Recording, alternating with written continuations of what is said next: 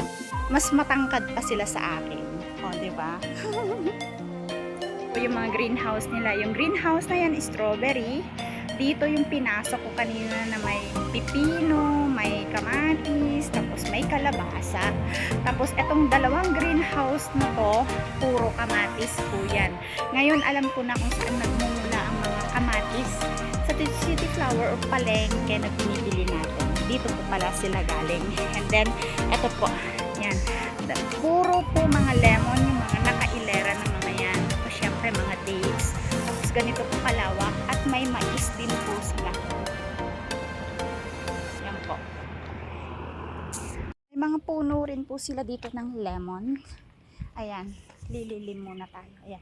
Oh, medyo kasing height ko lang sila. Siguro pinuprone nila to.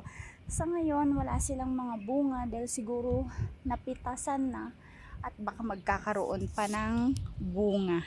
Lemon po ito. Puno po to ng lemon. Marami po. Yan. Ganyan po. As in, marami po sila hanggang dun sa dulo, ganyan, palibot. Malawak po siya. As in.